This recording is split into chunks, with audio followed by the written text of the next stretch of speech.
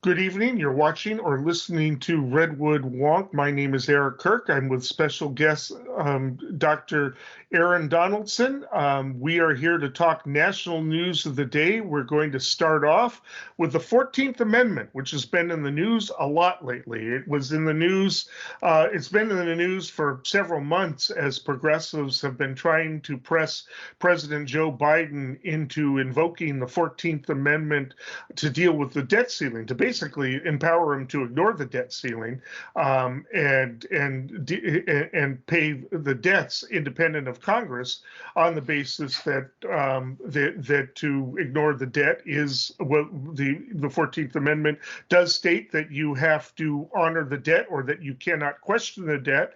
And this goes back to the Civil War, post-Civil War, when there was concern that the Confederate delegates were going to basically try to block payment of debts related to the Civil War, but it has lasted into modernity, and so the 14th Amendment, we've discussed that in this show in the past, but it's also in the news lately because just as of the other day, President Trump has renewed his promise that he made actually in the first term, but he never followed through with it, to issue an executive order revoking birthright citizenship for immigrants. Right now, the 14th Amendment guarantees that if you are born in the United States, it doesn't matter if your parents are immigrants, it doesn't matter if you're here there illegally. If you are born in the United States, you are a citizen, period. It's one of about 30 countries that have that rule. We are, and of course, a lot of people don't like that for a number of reasons. And in his view, if he's president again, Trump believes that he can simply issue an executive order because he believes that the Supreme Court has been misinterpreting birthright citizenship or the 14th Amendment to grant birthright citizenship all this time. I'm going to hand it over to Aaron in just a minute, but another context in which it's come up is it also says that if you are involved in an insurrection, you cannot be elected president, and there are questions about whether or not that would apply to Donald Trump over January 6th, the Eastwood Plan, and all of that. So the 14th Amendment comes up all the time. I just want to tell a brief story because political conservatives don't like the 14th Amendment. If they understand what it means, they don't like it. It extends the due process clause and all of the individual rights against states. The ACLU put that to the test right after World War I during the Palmer raids, when people's rights were being violated and had been violated during the war by the federal government and by states. And basically, the Supreme Court ruled back then that the 14th Amendment says that all of the basic fundamental rights are enforceable against states through the federal courts. That was a radical proposition. I had a Federal Society law student once tell me that the 14th Amendment should be disregarded because it is unconstitutional. It is afoul of the 10th Amendment. And I said, well, the 14th Amendment obviously came after the 10th Amendment. Therefore, to the extent that it overrides any aspect of the 10th Amendment, it should prevail. And he just absolutely flipped out with that. The 10th Amendment is sacrosanct to conservatives, particularly of the libertarian bent who believe in states' rights. I'm going to hand this off because I've got so much to say about it, but really in the news lately is whether or not the President Trump, if he is president again, can basically issue an executive order erasing birthright citizenship, saying that the Supreme Court has basically misinterpreted the 14th Amendment. Aaron, take any of those aspects. I just really appreciate the background and the context there, from insurrectionists can't be allowed to hold public office to the federal government is required to pay its debts, to so-called birthright citizenship. It's just fascinating to see the legacies of the American Civil War alive and kicking on almost all three fronts here in 2023. I think that people have made very sarcastic connections and things like that. And to be clear, when people say we haven't been this divided since the American Civil War, at least 800,000 people were killed in that conflict, and this was people doing the killing on our home turf we're not there yet, and I don't No, think we're no. headed that direction. But I will say that in all three of these contexts, you've got at least some contemporary political analog, and almost all of them center around the way that the Republican Party is interpreting the federal government, and the way that that stands in contrast to the way it's been seen, at least for 130, 120 years, as you've described. I think that what is fascinating, I think you're right that like Trump won't be denied the ability to serve. That's not going to happen. We're about to talk about the debt ceiling. That seems like it's going to resolve itself for at least the next 2 years. The real question is whether or not we should take Trump's threats seriously. And most people are saying that there's really no capability for the president to do this. This executive order has been interpreted again and again. But Amanda Marcotte has a really good take in Salon, where she goes way back to, Trump's denial of Obama's citizenship, which was different, but still a case of birtherism with Trump. And she kind of tracks how, for him, it is very much about making the claim and creating the space for the debate. Eventually, we are going to talk about a wonderful book that I'm reading right now that talks about virtue signaling, and how for Trump, it may be less about solving the problem and more about presenting himself as someone who's willing to try to solve the problem. And what she says in that article that I think is meaningful is that all it takes is 5 justices for this to have some kind of legs, no matter what the Constitution has said in the last 100 and so many years. I think that it is possible that at least 3 justices right now, I'm looking at Amy Coney Barrett, Brett Kavanaugh, and Clarence Thomas. I think all of these justices could be counted on to, like, at the very least, modify what that has meant, to potentially create 2 classes of citizenship in the United States. The fallout from this would be catastrophic. You would double the administrative state in some capacities, because now we have literally 2 classes of children in the United States, some of whom are citizens and some of whom are not. It would, create 5 million potentially more undocumented or unauthorized people, namely criminals.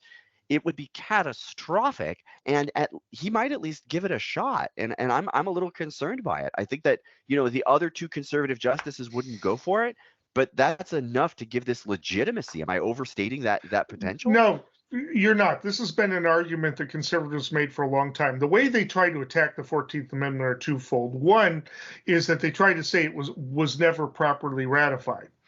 So you need at least 3/4 of the states to ratify. And I don't remember which states they are, but 2 states ratified and then voted to unratify.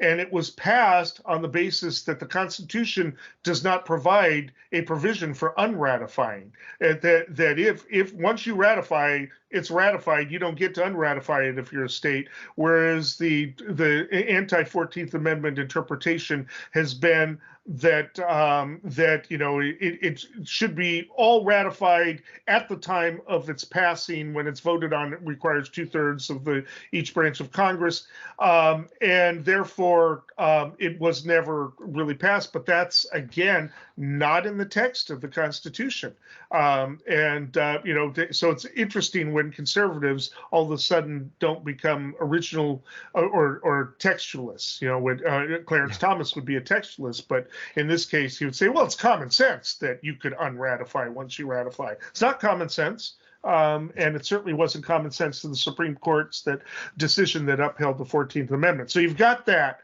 The second way they try to interpret this is they say that the Supreme Court has basically interpreted it wrong. And really, there are only 3 exceptions that they've granted, because the way the 14th Amendment is worded, and it's the first sentence of the 14th Amendment, by the way, and it was to prevent denial of citizenship for people here who are slaves. It says, all persons born or naturalized in the United States and subject to the jurisdiction thereof are citizens of the United States and of the state wherein they reside. Now, the key that they try to rely on is, and subject to the jurisdiction thereof.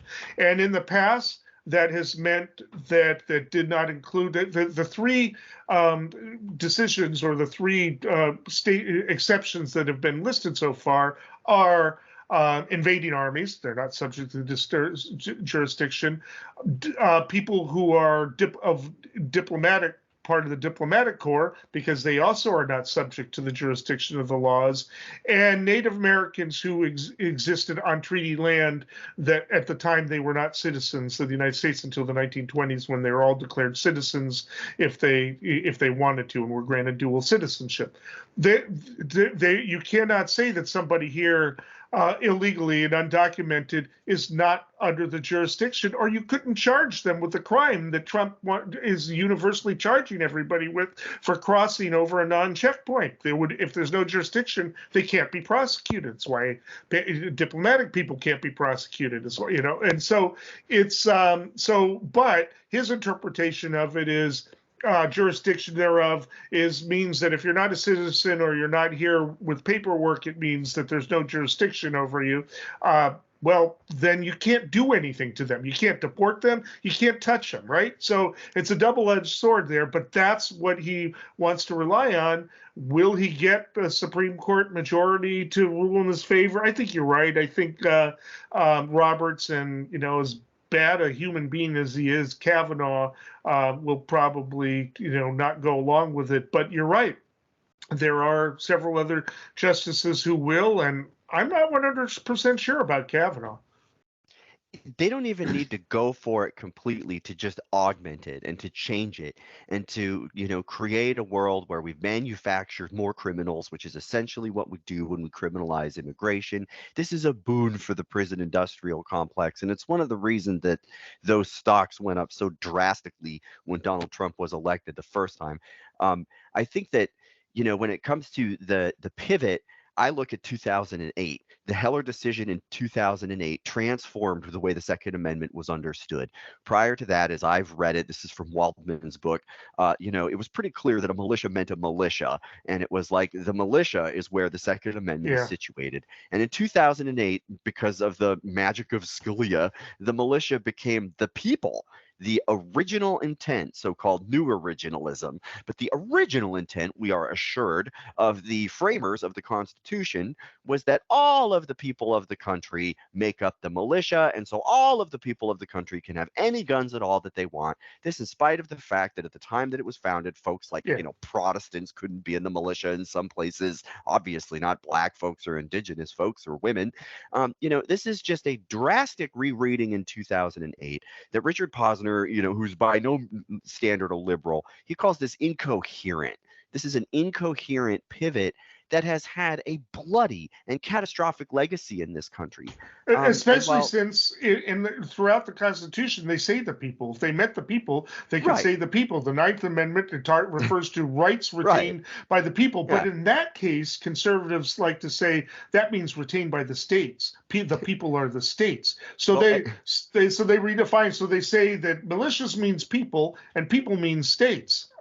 And Waldman notes that there's a draft of the Second Amendment that has the word people in it, and what we got is the word militia. And that seems like it was on purpose. There's no record of why this was done, but that is something that we have. And so I think that what we see is that it's kind of, you know, like Scalia is not here anymore, but Clarence Thomas is very much his legacy. And I think that this notion of like reinterpreting the Constitution, we see this again with the recent abortion the decision. This has had by no means the same level of case law from like the 70s, but this is so-called decided law that has taken a drastic turn that has catastrophic consequences. And so I think when people dismiss this as just mere, you know, chum for the media, they're obviously disregarding how this animates conservatives themselves to start policing who is and isn't a real citizen. We saw this so-called anchor baby rhetoric coming up in the 2016 election cycle, and that can come back, and that does real harm. And it's not but just at the same time, there's a threat here. There's a legitimate constitutional threat where this case law could change, and that could have sweeping consequences. And one of the things that that's really upset the Republicans is even with the slight turn back towards Republicans, there has been under Trump, unfortunately, a move of Latinos who apparently, particularly Latino men, who apparently like Trump, who have voted more Republican. But that just means they went from like 66% to 61% or 59%. It's still the majority of Latinos vote Democratic. The problem is that the people who came here illegally in the 60s and 70s had children, and those children are citizens. So it's not even just that they're anchor babies, it's just those children and then their children can vote. And that has transformed to the point where you won't have the Republican blowouts like 1972 and 1984 anymore. They're just not going to happen. So it's so they are upset with that, and this is why they see they're talking about replacement theory and all of that. So it's rooted in that. But their grievance with the 14th Amendment also goes to the fact that it says no state shall deprive person of life, liberty, or property without due process of the law, nor deny to any person within its jurisdiction equal protection of the laws. I mean, people say that the Civil Rights Act is actually redundant because of that you had anti-discrimination that ought to have been enforced all that time, but mostly also states cannot break your rules. Up until the 1920s they could. So there's so much in there, and I'm going to give the last minute to you, but this is going to be in the debates a lot, because this is something now Trump has pledged, and it's going to put pressure on other Republican candidates to make the same pledge. Again, we are about to later in this conversation have a discussion about virtue signaling, dog whistling, and we're going to come back to what it means for the leading presidential candidate to propose something as drastic as this, regardless of whether it has a chance of passing. To just propose it, as you note, is going to set a standard now that folks like DeSantis are going to have to listen to. And the one other note that I'd make just at the very end would be to say that obviously you're right. The so-called replacement theory is rooted in the politics that you've described, but this is deeply, deeply unpopular with a lot of Republicans too, because there are a lot of like Latino Republicans, there are a lot of immigrant Republicans, and this could have generational impacts. Depending on how this is interpreted, one of the implications of that really great Salon article that I mentioned by Amanda Marcotte is that this could potentially strip generations of wealth from people, and those people are not particular to any party. Especially when you look in states like Florida, you can find very, very conservative Cuban voter blocks that would be drastically affected by this. And that's not the kind of political math that Donald Trump cares about. I personally think he's, far too extreme of a white supremacist to care about that. But as far as just what it means for the Republican Party, it's just more fracturing. It's doing more harm in places that aren't necessary. We'll have to discuss that another time, but we are at the end of the segment.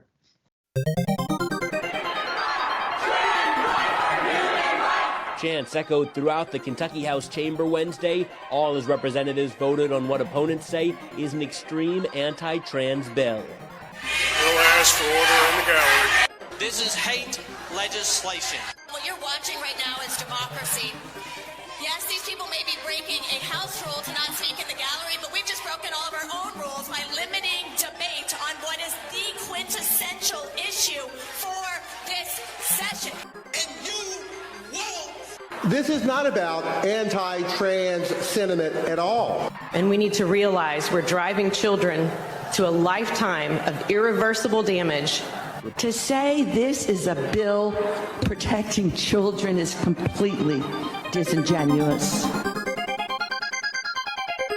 Okay, this is something that we're a little bit overdue in discussing. There are hundreds of anti-trans laws, transgender laws that are being passed across the country, not just in terms of anti-drag show laws, but also anti-trans care laws, blocking it from children, even if the parents are consenting, blocking the transitional care or even other care for transgender minors. But in 3 states, I believe Oklahoma, Texas, and I want to say South Carolina, are considering laws which would bar transitional therapy and treatment until you're 26 years old. So adults going in there. This has become a major play. And the mantra is, it's all about the children. We're protecting the children, groomers, blah, blah, blah. And it's actually recently come to San Francisco. I don't know that it's going to actually take root in it, but there's a recent article, trans woman reporter actually infiltrated a Republican meeting that was being held secretively. They didn't reveal the location of the meeting until the last minute. I noticed that their next Republican meeting is also being secretive about it. They went into an alleyway entrance of a restaurant in North Beach. It's called American Bites. And they had 2 levels of security. This woman managed to get through, and it just was the rhetoric of conspiracy theories and how transgender people are Marxists, wanting to undermine the American family. I mean, it was just so much that this woman later went home and vomited.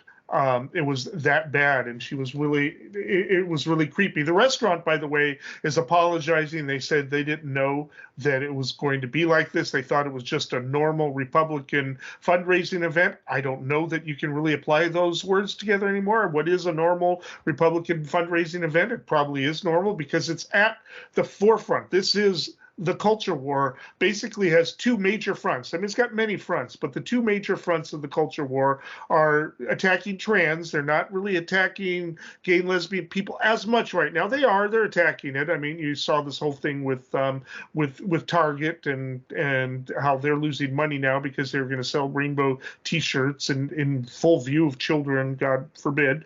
And but it is to attack trans people and, of course, abortion. It writes is the other prong of the main fronts of the culture war. Republicans are counting on this, and it's about the children is the mantra, and it is scary. It is spreading, and we can say that it's limited in terms of their influence, in terms of the laws they're passing to the red states so far, but right now they're in liberal San Francisco. Probably aren't going to get very far. That restaurant is in a bit of trouble just for hosting it. Whether or not they deserve it, you can have a discussion about that. But the fact of the matter is the Republican Party of San Francisco, which is supposed to be kind of socially moderate, they've been mostly libertarians, and the rest took this on. And they are dead silent. They're not coming to the defense of the restaurant or anybody. They're just dead quiet about it. That's the politics of it right now. And kind of curious as to what you think is going to be as we move forward, what role it's going to play in the upcoming elections, the president, Senate, Congress, elsewhere. So to be clear, just the rhetoric itself does incredible harm. Most of these laws have not passed. We'll talk about that in 2 seconds. Right. But violence against trans folks in general and trans youth in particular is way up. Thoughts of self-harm among these populations are way up.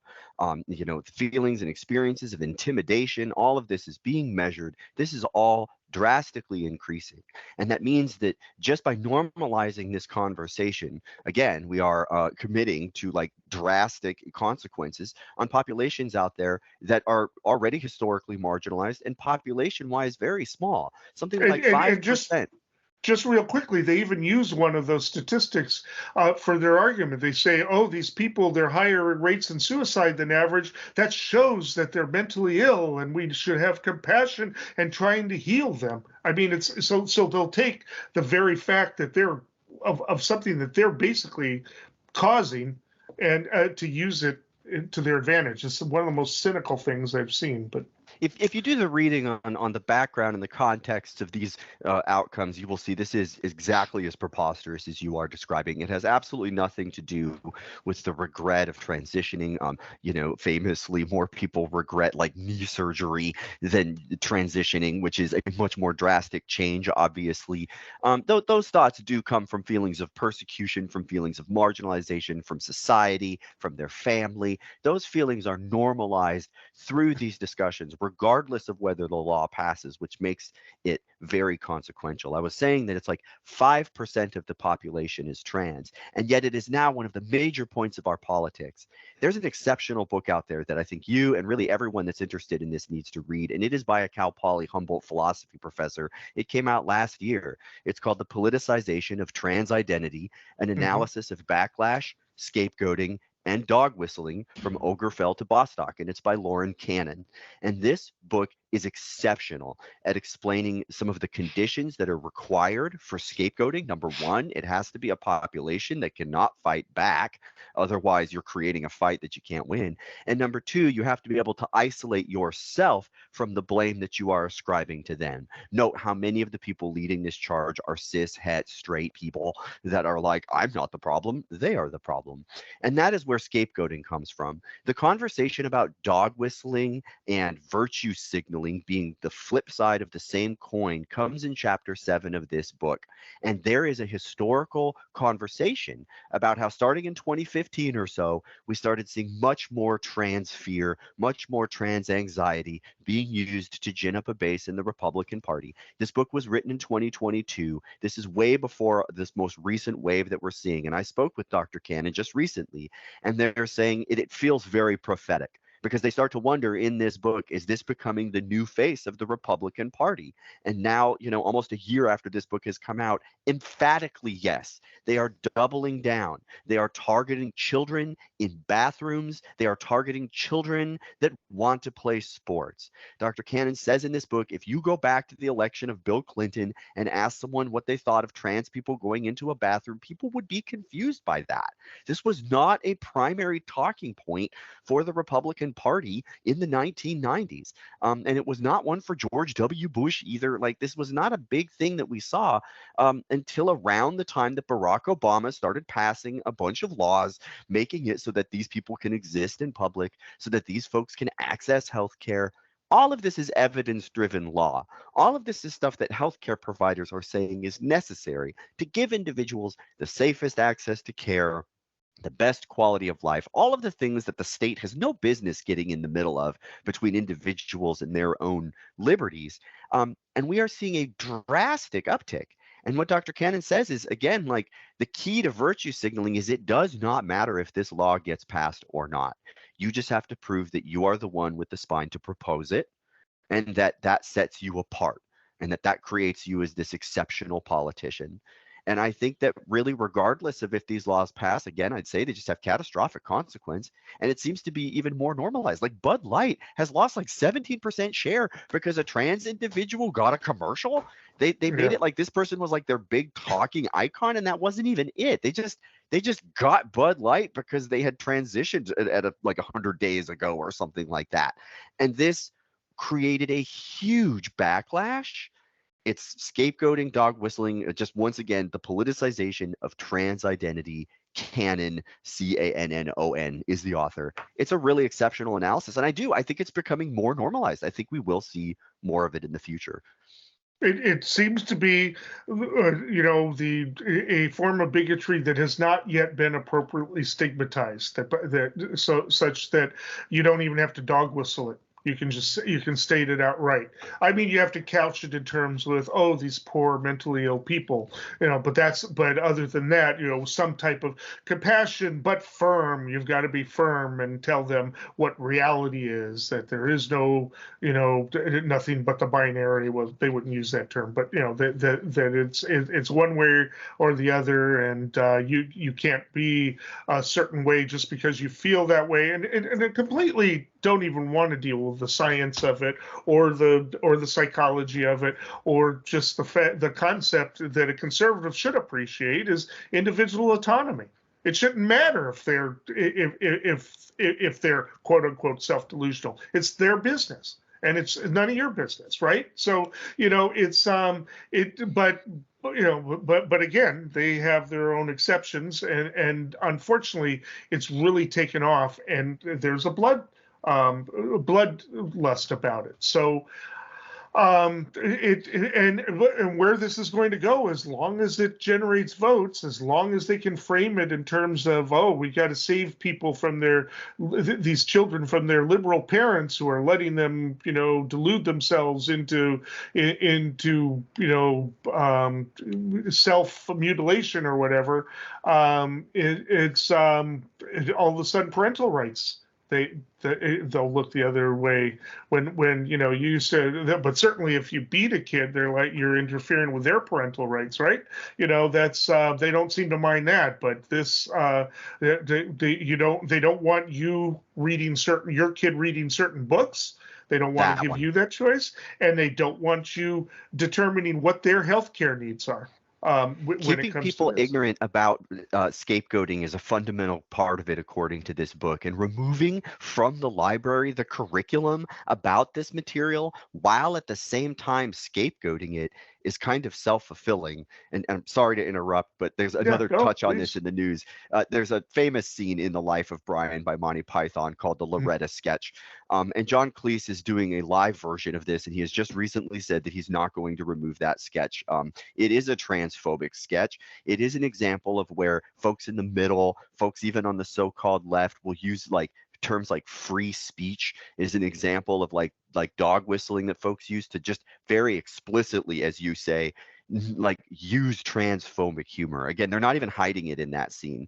The joke there is that there's a deceiver or a make-believer, which are terms that canon tracks historically, pretending to be a woman and demanding rights, and people try to laugh at that and at the same time say that that's not transphobic.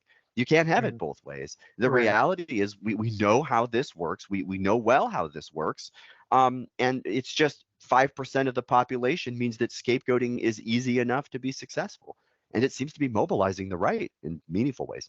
Yeah, I mean, of course, The Life of Brian came out at a time that we didn't even have the term transgender. We still confused it with other concepts. But yeah, it's it's certainly something that makes you wince when you watch it. When I didn't wince as much in high school because I didn't have a concept of it. But it's definitely I had to learn. Yeah. Yeah. But it's at any rate, I don't see it turning around really quickly.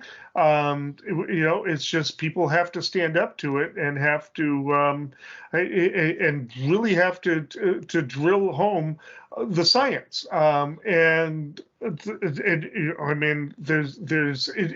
problem is that when bigotry and hate, everything is simple, and people love things to be simple. Right. You don't, you're either a man or a woman, period, end of story. Anything else is delusion. It's in the Bible, whatever. And if you're trying to explain science, and explain that the universe is a really complicated place, and that and that humans and human behavior and human self-awareness is very complicated, it's a very difficult fight. It's going to be a hard one. It will be won eventually, because people are, I believe, more rational than irrational. I'm sort of an optimist that way, and I do believe that one of the biggest things I ever do when I'm in a debate online with a reactionary in that one is I'll say, how many trans people have you ever actually spoken to? Have you ever actually had an earnest conversation with them about their false psychology, about their mental illness? Have you ever actually sat down with one and done that? Are there any in your life? And almost invariably, they refuse to answer. And I think that and they'll just leave. It's it's all about their daughter had to put up with the fact that the school put a boy into her locker room and tricked her into thinking that boy was a girl. It's like, boy, if you fell for it, maybe you should think about that, right? "Quote unquote," this trick that the school board pulled on you. It's and this is Chico, by the way. So it's just but you're dealing with rhetoric that is going to be really hard to beat. And the question is how are the Democrats going to handle this? I mean, the one, what's her name, the Supreme Court justice really wasn't able to answer the question that they keep asking, what is a woman? And the response is, well, are you talking biologically, psychologically, socially, or politically? Because and they'll like say, well, they're all the same. It's like, well, no, they're not. That you just have to have that discussion. I'm gonna let you close it out. You know, the really good news for liberty-loving people everywhere is it doesn't matter what the Republican Party or bigots out there think, trans people exist. There is an incredible series that you can find on YouTube called We've Been Around, talks about trans folks through history. Albert Cashier is a trans Civil War hero that people don't know about. There's all sorts of instances here. It's not helping their party. It's only digging a deeper hole, but the consequences are significant. So it's definitely worth talking about.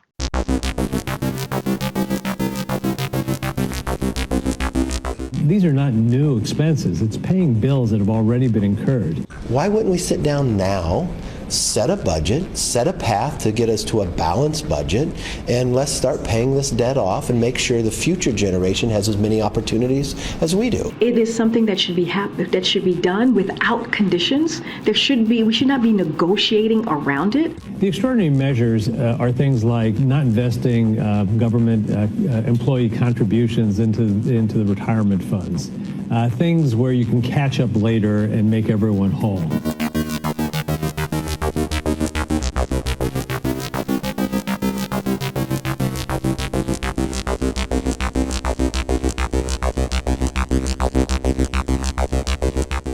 Okay, that brings us to the debt ceiling, hot off the press. It looks like the House has passed the debt ceiling. I'm hoping that Matt, our producer, could actually give us some numbers. I'm looking for them. But the debt ceiling, of course, we've discussed this every week. It looked like it was in a little bit of trouble because the Congressional Budget Office actually said, hey, those work requirements, they're actually going to increase the cost of the food stamps program. And so that ran into was being used by some Republicans to say it's fiscally irresponsible. It just basically shows you that the work requirements aren't about saving money. It's about a totally different agenda. But it looks like it was the total vote was 322 to 117, and 46 Democrats. That accounts for just under half of the Progressive Caucus voted against it.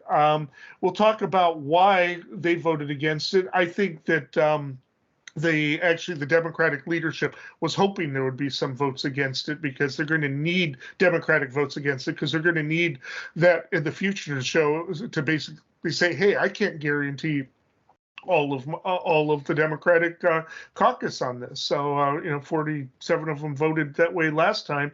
But Aaron, I'm going to let you step in and I'm going to check in and see what I can find to update this. I think, depending on the specifics, to me, one of the biggest takeaways here is what the Republicans got and what they risked. There's really no coherent ask as far as the Republican platform. They just want to cut costs. But when it comes to which costs, it's not the military, that's for sure. It's also not a lot of social programs because those are incredibly popular. They learned when they tried to repeal Obamacare that the talking point is one thing, but taking away their base's healthcare is a no-no. And so, they add 4 years to the work requirement. Okay, so 50 to 54-year-olds now have to work to get food stamps. One, mean, and two, why? Like how significant is that? Especially as you're about to find out, I think the overall cost of these programs actually might go up as a result of this. So they got, and this is coming from Ezra Klein in the New York Times, they got almost nothing. And what was the ask? What was the risk? Economic catastrophe.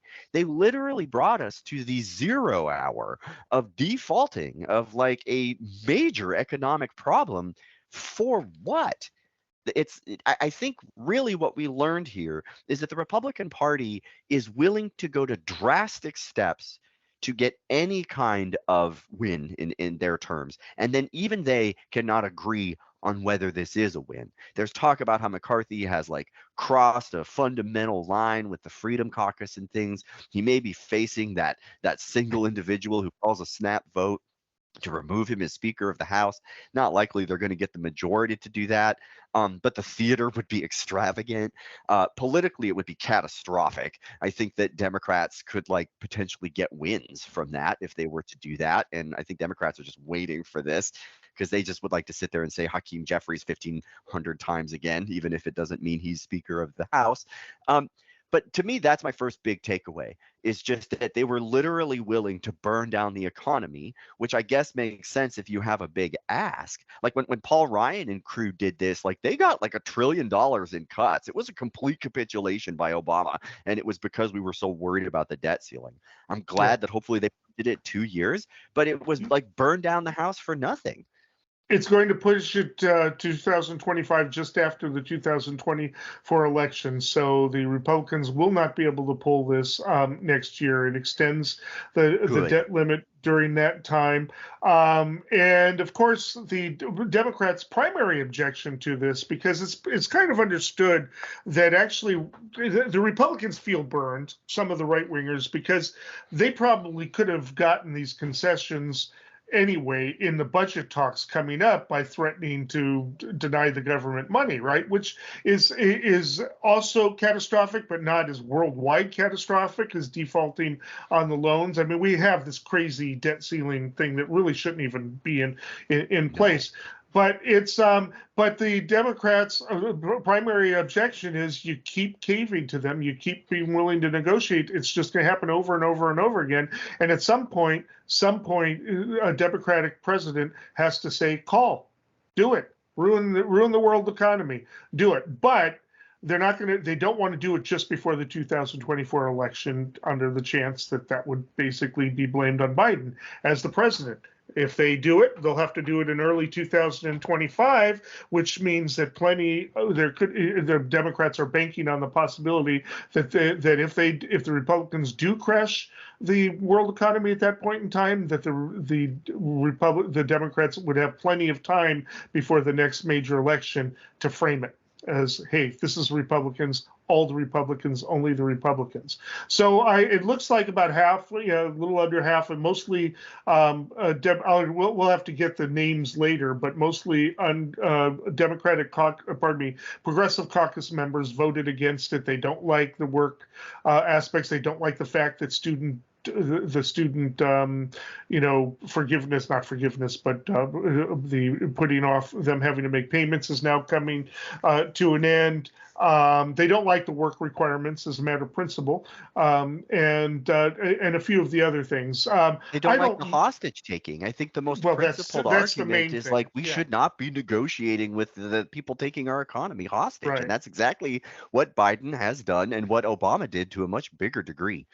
The clawing back of the other concession was the clawing back, quote unquote, of the unspent COVID relief funds, and I'm not all that distressed about that. I mean, if people haven't made use of those funds up until now, maybe it could be used better in another budget situation anyway. Another priority at this point. But those were the main things, and basically, concessions became inevitable the minute the Republicans took the House. So my first thought was, Biden sold out. He started negotiating. Shouldn't have started negotiating. He should have called, but maybe he's playing it smart and putting this off until early 2025 when it's going to come up again. And if he is president at that point, and he's increased the chances that he will be, that at that point he can say, forget it. 14th Amendment says I should ignore you. I'm ignoring you. I'm going to do it. We'll see. I hope that's his plan. He said he's going to look into it. I mean,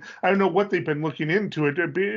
Legal scholars were pushing Obama to do it way back in 2012 or 13 or whenever it happened, on a big scale the last time around. But this should not be allowed to happen, and there should be political consequences for it. Yeah, I think it's really remarkable it's been able to go on this long. I don't agree with Forbes very often, but there's an article there saying like Republicans themselves should realize this does not work. Like the whole reason that this was created was to try to bring down our debt and deficit, and it has failed abjectly to do that in large part because they have proven themselves more than willing to pass historic tax cuts without any kind of spending that's coming along with it. We're looking particularly at Trump's tax cuts, but there's quite a history here of Republicans cutting taxes and making absolutely no consolation in any other capacity, and that creates a pretty large debt. So they call the Democrats the tax and spend policy, but at least that's fiscal responsibility. It's better than just spending, which is what the Republicans keep trying to do, and that just does not work. So like the debt ceiling is a failed mechanism, and I think like most Republicans now even realize that. As far as Biden is concerned, it's kind of like win on all fronts as far as I see it. Like he didn't have to give up a whole lot. The Republicans kind of became a laughing stock. It demonstrates to everyone they do not have control of the House. They had to go and work with the evilest of evil parties in the world for them, the Democratic Party of the United States Congress. This is apparently somehow worse than working with like Russians and things. I think that as far as Biden is concerned, he succeeded in making them look bad. He didn't have to do a whole lot of cut, compared to what the Obama administration faced. And he got to kick it down the road for a couple of years. Like it makes him unpopular within his own party, but Joe Biden has really never cared about that. He's not exactly a person trying to please the liberal wing of the Democratic Party. He is a centrist through and through, and this seems very successful as far as he's concerned. No, and again, the Republicans do have a majority of the House, so you're not going to get expansions of social spending. It just wasn't going to happen. It wasn't going to happen now, wasn't going to happen in the fall. So why not take the debt ceiling thing off of the table? This is what some of the smarter Republicans are really angry at McCarthy about, is that now they don't have it as a weapon anytime before the next election. It's gone. They got nothing for it, and they used it. Yeah, right. They got nothing for it. They did not get Social Security and Medicare cuts. Rand Paul is going to try to force it through the Senate. The analysis is that the Democrats aren't going to stop them. Sure, let the Republicans come out on record as voting to cut Social Security and Medicare. Do that, please. It's like Rand Paul is so certain that there's a secret majority that supports his crazy positions that he's going to do this. I'm betting that McConnell's going to shut him down somehow, which will be too bad. But other than that, this will probably pass the Senate. It's not the type of vote that's subject to a filibuster. So it's so there will be probably about 5 or 6 Democrats. And again, the Democrats want some Democrats to vote against it because they don't. They want to be able to frame this as such a way to say, "Hey, we managed to get the majority to vote this way this time. No guarantees for next time." If 100 of 100 plus progressive Democrats are unified in voting against it, and I have a feeling that if it was even going to be close with the Republicans, that some of those Democrats would have broken off and voted yes. But I think they wanted to basically say half of the progressive caucus did this. These are people that they're not going to be able to, they're not candidates that are going to be, it could be effectively used against them in an election, that they were against the debt ceiling compromise. No, AOC's constituents certainly aren't going to care about that. So I think that the Democrats did come out of this.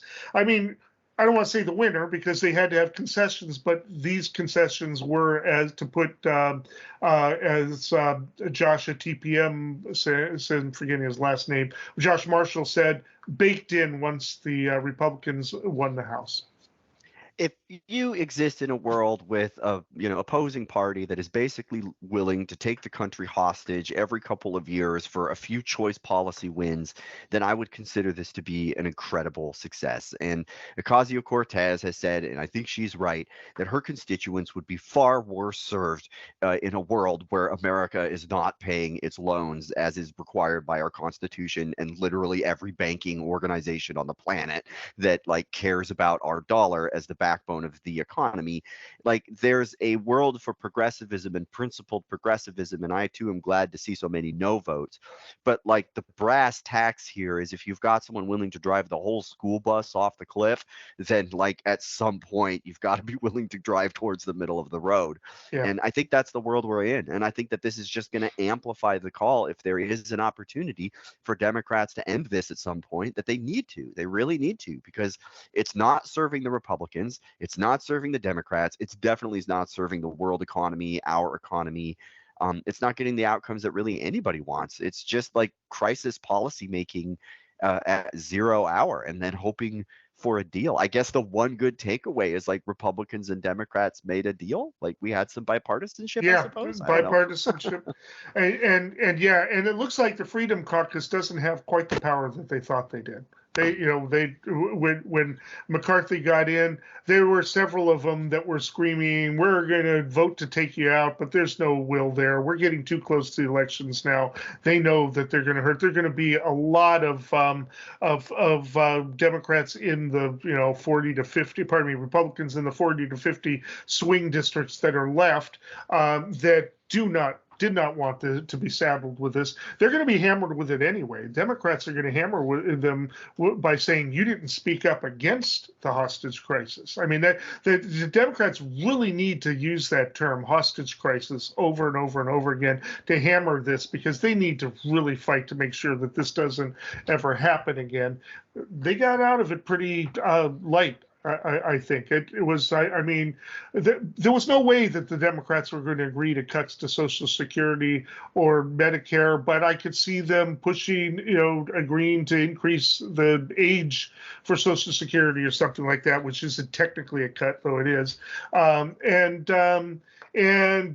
didn't do it. It was off the table. The work extension, it was already 49 years old, bringing it up to 54.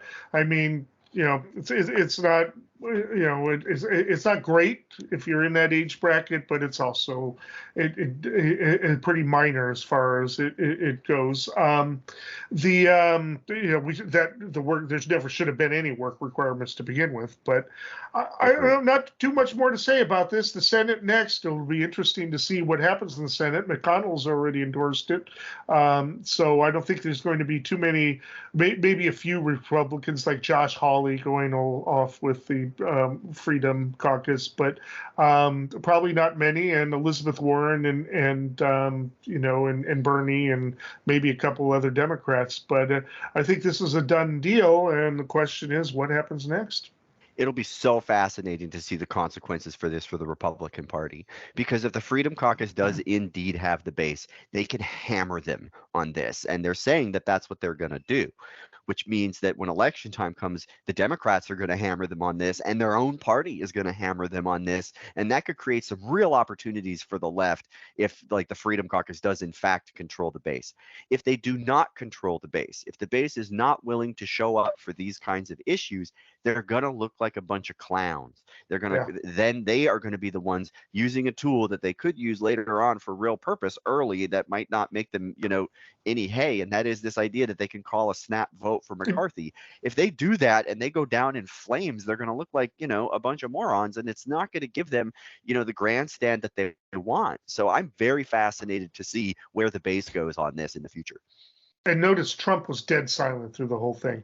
Because he knows you can't cut Social Security either. Most of those things, Republicans themselves know we can't cut it or we will lose because this stuff works.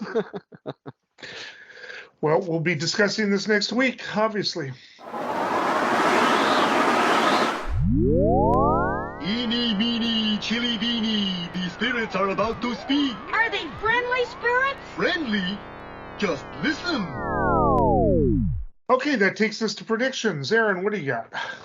So it's not a very sterling prediction, but just right on the back of what I said, I do think they are going to call for a vote of no confidence for McCarthy, and I think he's going to sail right through it.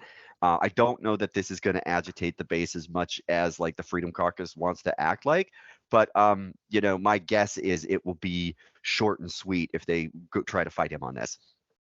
Well, I've got former governor of New Jersey, Chris Christie, has basically sent out feelers saying that he is entering the race to be the Republican presidential race.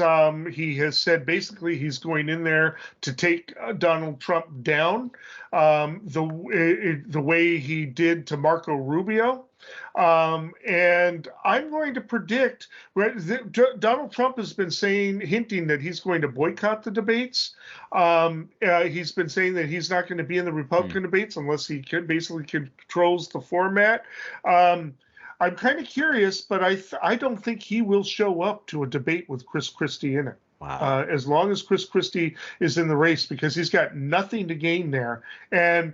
But he, at least not the first time.